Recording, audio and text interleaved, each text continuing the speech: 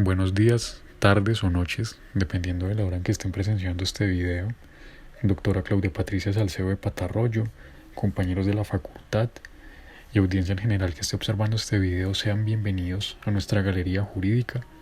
Nosotros somos el grupo número 5 de la asignatura de Filosofía Jurídica de la Universidad Militar Nueva Granada, sede campus de Cajicá, y estamos conformados por Diego Carranza, Valentina Bello, Juan Peraza, Juliana Montaño, Angie Martínez y quienes habla Tomás Navarrete. El día de hoy vamos a explicarles un tema muy productivo y muy enriquecedor, y son los aportes de la filosofía al derecho en la Edad Antigua. Espero que sea un ambiente muy ameno, muy agradable, que les agrade la presentación como tal, y no siendo más, procedemos a la explicación. Muchas gracias. Aportes de la filosofía al derecho en la Edad Antigua. El derecho siempre irá de la mano con la filosofía, gracias a este desarrollo no solo en el ámbito filosófico, sino del arte y la pedagogía. Basándonos en la simbiosis esencial entre Grecia y el iusnaturalismo o derecho natural, y su aporte a Roma con el iuspositivismo o más conocido como derecho positivo. Grecia o Antigua Grecia engendró las primeras bases de la historia del pensamiento filosófico. Por lo tanto, fue el derecho griego el precursor intelectual y la fuente del derecho romano de la época clásica. Así, la cuna de grandes sabios como Sócrates, Aristóteles, Platón, entre otros filósofos griegos. Se refiere al periodo de la historia que abarca desde la Edad Oscura de Grecia, que comienza en el año 1200 a.C., y la invasión dórica hasta el año 146 a.C. Se considera la cultura que sirvió de base a la civilización occidental, teniendo en cuenta que existe una doctrina que es la clave filosófica para entender el liberalismo político y económico, mejor nombrado en la época como el iusnaturalismo. Roma fue fundada a orillas del río Tíber en el 753 a.C. Se ubicó en la península itálica, fue la capital del Imperio Romano, teniendo en cuenta que algunos filósofos daban aportes sobre el qué era el derecho, para así llegar a mediados del siglo XIX al estudio del derecho positivo en sí, mejor nombrado en la época como el iuspositivismo. A continuación hablaremos del positivismo.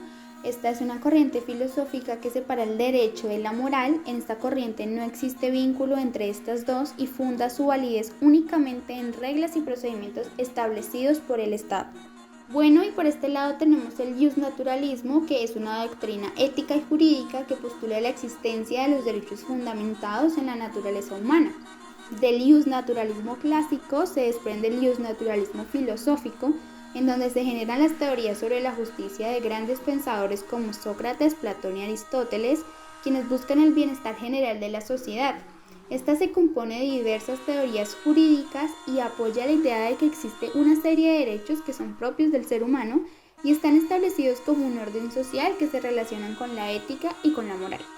Parte de la naturaleza del ser humano y de su racionalidad, es de carácter universal y es anterior a la creación del Estado. Posteriormente, en su evolución, se dio la transición del mito a la physis. Se hacía un estudio más profundo de la naturaleza y se encontraban respuestas racionales a los interrogantes del hombre. También se dio la búsqueda del arjé, que era la búsqueda de ese primer elemento de todas las cosas. Para Tales de Mileto, por ejemplo, era el agua. Para Anaximandro era el apeirón, lo indeterminado, aquello que carece de límites. Y Anaxímenes, por su parte, consideraba que lo era el aire o la niebla, fluidos por excelencia. Esta parte fue un eslabón entre la época arcaica y la clásica. Posteriormente llega el periodo clásico, en el siglo V, más conocido como el siglo de oro, el siglo de Pericles. En este siglo aparece la escuela de los sofistas con su protagonista, el gran Protágoras. Y posteriormente se da la transición de la physis al cosmos, tomando como centro al hombre y la sociedad. Y surge el desarrollo de actividades como la oratoria, la dialéctica, la retórica. Más adelante, con Sócrates y sus discípulos se da la transición del cosmos al logos, es decir, de la razón a la ley. Escuelas socráticas. Las escuelas socráticas nacen del filósofo Sócrates, que sin pretenderlo fue el iniciador del gran periodo de la filosofía griega. El ejemplo de su vida y sus enseñanzas fueron recogidas por sus discípulos, que se orientan en varias direcciones y hasta en direcciones antagónicas. Debido a esto se crearon diferentes escuelas que criticaban el pensamiento de Platón y Aristóteles. Empezaremos con la Cirenaica, que era una escuela filosófica griega fundada por Aristipo en Cirene en el año 400 hasta el 300 a.C. Esta expresaba la ideología reaccionaria de la alta aristocracia esclavista. Además, ellos veían el bien soberano en los placeres de los sentidos y pues también ponían sus intereses personales por encima de los intereses sociales. Continuamos con la escuela lacínica, que fue fundada en Atenas por Antístenes aproximadamente en el año 445 al 365 a.C. Esta formaba un grupo de un tanto vagos y enteramente desorganizados de maestros errabundos y filósofos populares. Ellos rechazaban la teoría de Platón, pues para los cínicos solo existe lo que puede ser percibido por los sentidos. También defendieron una ética de autosuficiencia y la independencia. También propagaron el ideal de la vida natural y el cosmopolitismo. Los cínicos eran también llamados los filósofos perros y pues adaptaron esta imagen y lo tomaron como un símbolo para su filosofía y su forma de vida, ya que ellos vivían como un libertinaje. Luego encontramos la escuela la Megárica, que fue fundada por Euclides, también llamada erística, a causa de su afición a las disputas dialécticas. Se fundó en el siglo IV y hasta primero pues a sus integrantes se les llamó megáricos, luego disputadores y finalmente dialécticos. Continuamos con la escuela heliorétrica, que fue fundada en el año 399 a.C. por Fedón. Fue discípulo de Sócrates en su ciudad natal de Elis. Cuando murió el fundador, pues se hizo cargo de la escuela su discípulo Plistano de Elis. Y pues más tarde, años más tarde, Menedemo de Eretria, quien había participado en la escuela megárica de Silpón, trasladó la escuela a Eretria. El pensamiento pues de esta escuela era muy similar al de la escuela megárica, con la particularidad de que ponían énfasis en las cuestiones morales y cívicas. Después encontramos la Academia Platón, que fue una de las academias más importantes. Esta fue fundada pues por Platón cerca al año 388 a.C. Esta estaba dedicada a investigar y a profundizar el conocimiento. En esta se desarrolló el trabajo matemático de la época y la teoría heliocéntrica. También se enseñó medicina, retórica y astronomía.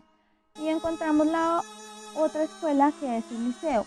En el 336 a.C., que su fundador fue Aristóteles, fundó la primera escuela filosófica. Los miembros de la escuela o pues sus seguidores eran llamados peripatéticos y se ocupaban no solamente del estudio de una sola disciplina, sino de muchas. En estas se impartían clases científicas de carácter teórico, esto pues en la mañana, y en las tardes conferencias de retóricas. Esta escuela fue creada para seguir la línea empírico-naturalista. También encontramos los estoicos y los epicureos. Los epicureos se les consideraban a las personas que se alejaban de la participación en la política porque se arriesgaban a perder su tranquilidad, haciendo pues como más complicado el camino hacia la felicidad. Y pues por el contrario, los estoicos definían su ideal de sabio como alguien que participara pues activamente en la política. Grecia, su historia se divide en diferentes periodos. Uno de estos periodos fue el periodo de Génesis. Durante los siglos XVI y XV a.C. fue conocida como la cultura minoica, donde sus primeros habitantes eran los encargados de labrar la tierra. Su ubicación fue en la famosa isla de Creta, donde esta fue invadida y fulminada como civilización. Fueron predecesores de los helenos antes de que se formara el pueblo griego. Esto en la edad de cobre y bronce en el 6000 a.C. al 4000 a.C., donde se observó el intercambio con el cercano Oriente. El periodo micénico se desarrolló en el periodo prehelénico del Heládico reciente, con el rey Micenas, a final de la Edad de Bronce entre 1600 y hasta 1200 a.C. En este periodo introdujeron diversas innovaciones en el campo de la ingeniería, la arquitectura y la infraestructura militar, y también comerciaron por vastas zonas del Mediterráneo como actividad esencial de su economía. También cabe resaltar las rivalidades con el reino de Troya, donde posteriormente Micenas fue atacada y destruida. Y por último, hay que recordar que estas culturas dejan la monarquía y empieza la aristocracia a gobernar. Y como lo mencionaba Aristóteles alguna vez, la aristocracia se degenera en la oligarquía. El período homérico, o también conocido como Edad Oscura, transcurre entre el año 1100 hasta el año 776 a.C. Este periodo inicia cuando los dorios, que era el último grupo heleno, invadían la península y sometieron a los aqueos. Esto sucedió en la Edad de Bronce. Este periodo es llamado homérico, ya que la principal información está en la Odisea, el cual relata el regreso de Ulises después de la guerra de Troya. En este periodo, los jonios y los eolios fundaron ciudades que se convirtieron en centros de progreso. Así, Grecia asiática quedó dividida en tres: la Jonia, la Eólida y la Dórida, donde comenzó a formarse una civilización griega. Es allí donde decae el comercio marítimo y también decae la riqueza, creando así la época de la Edad Oscura, donde desaparecieron los grandes palacios y se abolió la jefatura de los reyes. Y por último, se establecieron un gobierno aristocrático. Bueno, y en este periodo arcaico se consolida la organización de ciudades, donde las polis tenían su propia organización social, política y económica. Va desde el 776 hasta el 500 a.C. Habían varias tierras cultivables que se hallaban bajo el poder de la aristocracia. Habían colonias independientes y solo estaban unidas prácticas comerciales y religiosas. En ese periodo se inició con el uso de la moneda y la esclavitud estaba al interior de la sociedad. Tenemos legisladores como Dracón y Solón, y el derecho que manejaban era un derecho consuetudinario. Era relevante la filosofía y la poesía lírica. Se originaron reflexiones como de dónde venimos, hacia dónde vamos. Es una época de transformación. Tenemos que en este periodo aparece la filosofía, aparecen los primeros Juegos Olímpicos, tenemos la transformación del mito a la fisis, tenemos que la monarquía se pasa a la aristocracia y tiempo después se convierte en una oligarquía y no tenían obras escritas, era derecho oral, como ya lo mencioné antes, era derecho consuetudinario. Periodo clásico. El periodo clásico inicia en el año 500 al 323 a.C. La sociedad esclavista y la civilización griega alcanzaron su máximo desarrollo. Debido a esto, se destacan tres hechos trascendentales. El primero, que son las guerras médicas, que fue la lucha de griegos y persas, donde salen victoriosos los griegos, en la batalla de Maratón y Salamina. El segundo hecho trascendental, en las guerras fratricidas, donde Esparta se encargó de precipitar el ocaso del siglo del oro griego.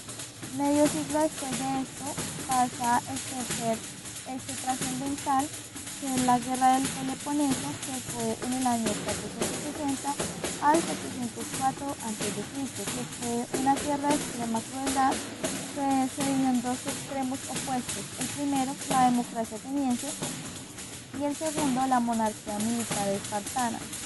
El ganador de esta guerra fue Esparta, y debido a esto, Grecia entró en una decadencia de la cual no se pudo recuperar. También en este periodo encontramos la incursión de los sofistas, que son sabios primitivos que eran pensadores en el siglo V a.C.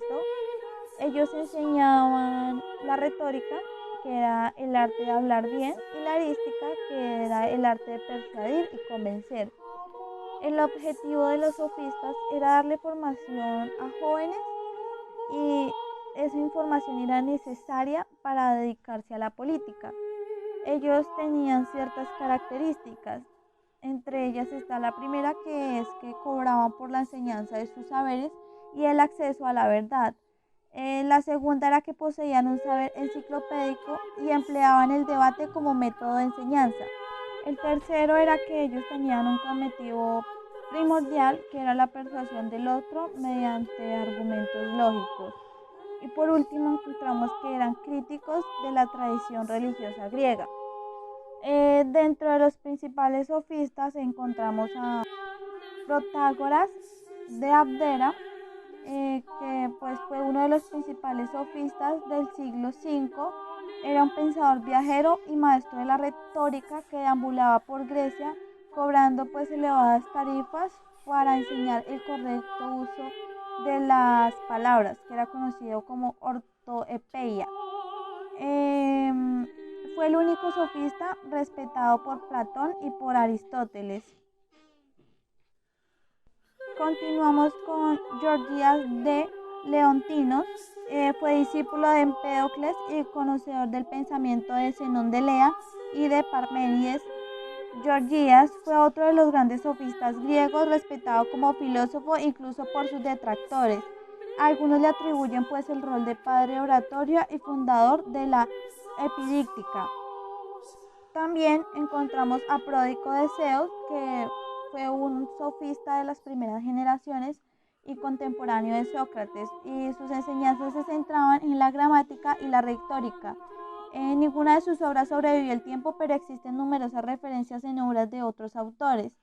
Al parecer, entre sus intereses estaba la astronomía, el lenguaje, la ética y la religión. También continuamos con Hipías de Elide, que fue uno de los sofistas de las primeras generaciones y destacado geómetra, descubridor de la cuadratis, con el que dio respuesta a problemas centrales de la geometría griega. También se le atribuye una gran memoria y la invención de numerosas reglas mnemotécnicas. También encontramos a Trasimaco de Calcedón. Se sabe poco de la vida de este sofista, que hace aparición en los diálogos platónicos y en la República de Platón, en particular las reflexiones respecto al rol de la justicia. De resto se sabe sobre su vida gracias a las referencias de una obra perdida del comediante Aristófanes y en la obra de Clemente de Alejandría. A mediados del siglo IV, debido al agotamiento y la división de los griegos, Macedonia aprovechó para intervenir e imponer su hegemonía. Sin embargo, las enseñanzas de Aristóteles en Alejandro fueron evidentes, ya que luego de la conquista militar vino la penetración de la cultura helenística en Oriente. Numerosos griegos emigraron a urbes como Egipto, Persia, Mesopotamia y Siria, y fundaron nuevas ciudades como Alejandría y Antioquía. También hubo un auge de las ideas científicas, como el cálculo de la circunferencia terrestre de Eratóstenes y los estudios astronómicos de Ptolomeo.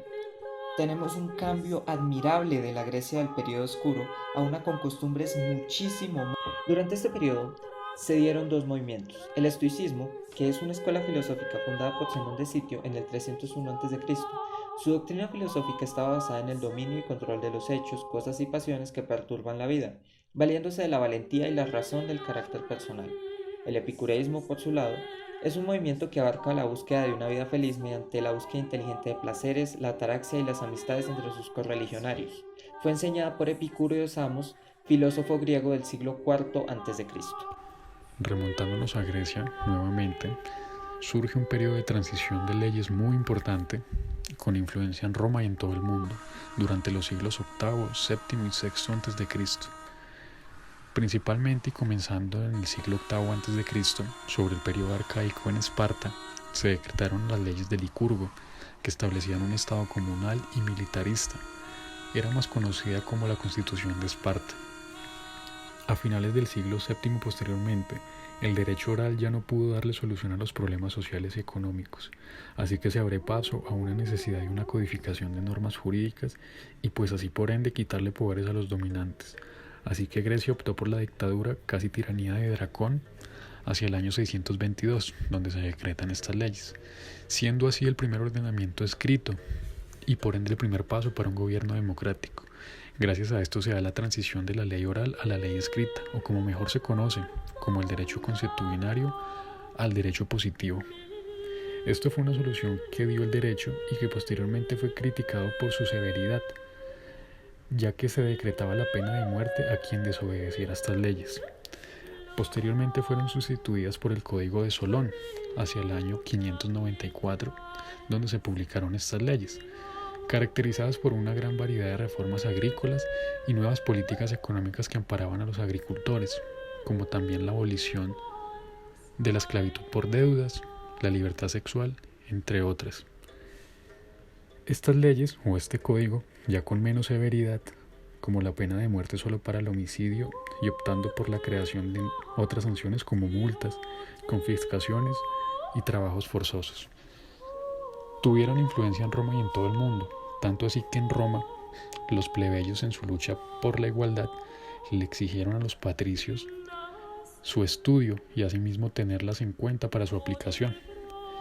Y así es como posteriormente, hacia el 449 a.C., nace la ley de las 12 tablas, con la ley de Valerio Oraxia.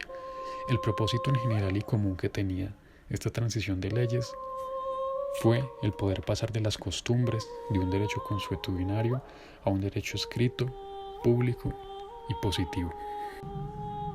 Claramente podemos definir la hermandad grecorromana que existió, ya que Roma creó el imperio más poderoso del mundo mediterráneo. No es una mentira para nadie, en donde fácilmente pudo someter a varios pueblos y civilizaciones gracias a un valor muy importante que Grecia carecía, la unidad.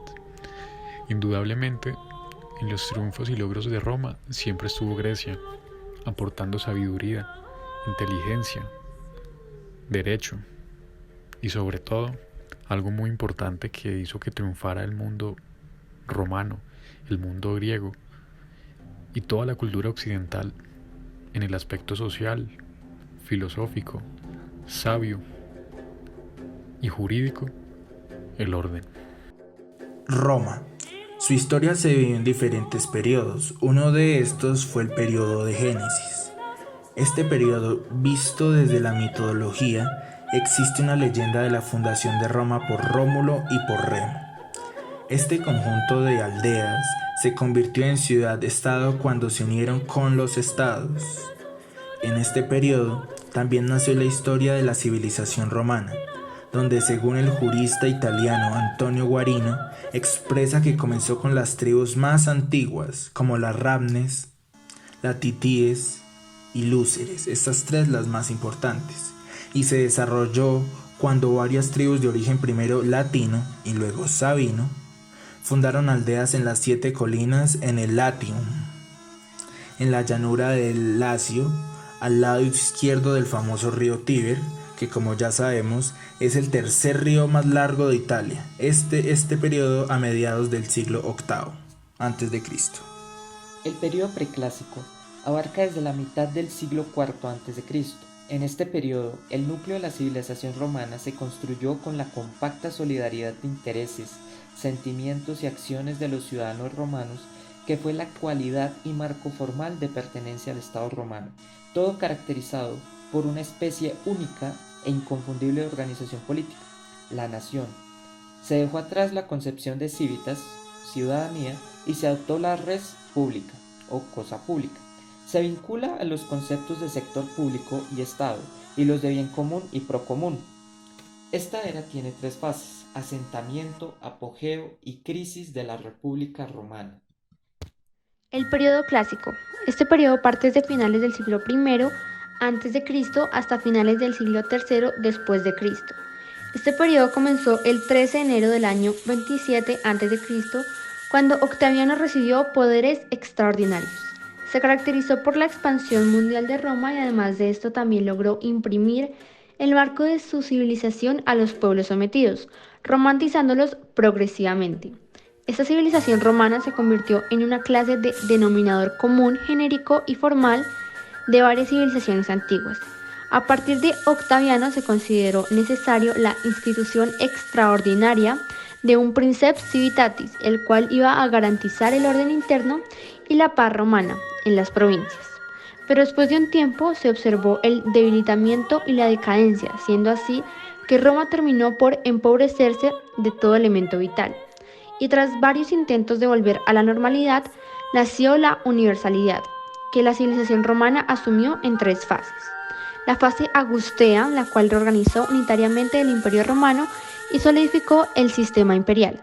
La fase adrianea, que estimuló la vida económica de Roma y dejó de lado el Senado. Y la última fase, la fase de crisis, que fue reemplazada por el absolutismo imperial.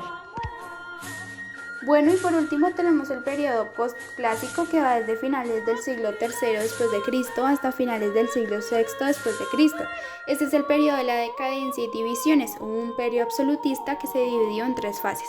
La primera fase es la fase del Imperio Único que va desde Diocleciano hasta Teodosio I. En esta fase del periodo ya no gravitaba alrededor de Roma e Italia, sino que gravitaba alrededor de 2 polos. Por un lado, la provincia oriental y por otro lado las provincias occidentales. Constantino I el Grande le dio carácter monárquico, favoreciendo la emancipación de costumbres bizantinas. Fue uno de los principios tradicionales del derecho romano. En la segunda fase tenemos el Imperio Doble, que se da la división del Imperio de Oriente y Occidente. Esta división ya fue formal luego de la muerte de Teodosio I. Por último tenemos la fase 3, que es el Imperio Justiniano, el cierre del Imperio Romano. En este Imperio Romano, en el año 568 después de Cristo, Italia fue invadida por los longobardos. Y en 1453 después de Cristo, los turcos conquistaron Constantinopla. De esta manera finalizó de forma definitiva el Imperio de Oriente y comenzó el Imperio Otomano, dando origen hasta hoy a la actual ciudad de Estambul. Bueno, y además de esto, el Imperio Romano de Oriente se mantuvo hasta el año 1656 después de Cristo como Imperio Bizantino. Con el fracaso de diseño de restauración de Justiniano I, la historia de Roma se dio como concluida. Se creó el Imperium Romanum como fórmula de organización política para mantener espiritualmente unidas a naciones, pero de manera lenta. La romanidad fue acabándose y absorbida por civilizaciones locales y humillada por bárbaros invasores. La conservación del Imperio Romano se debió a las instituciones jurídicas. El derecho romano y sus leyes fueron constantemente renovadas. Las leyes se mantuvieron en constante proceso de evolución y de adaptación a las necesidades y cambios que tuvo la historia de Roma. Este trabajo de Roma y esta evolución trajo cambios fundamentales desde el punto de vista económico y social, lo que implicó para el derecho nuevas maneras de tipificar situaciones a través de nacientes instituciones, dentro de las cuales se refleja algo muy importante como la vida de la mujer.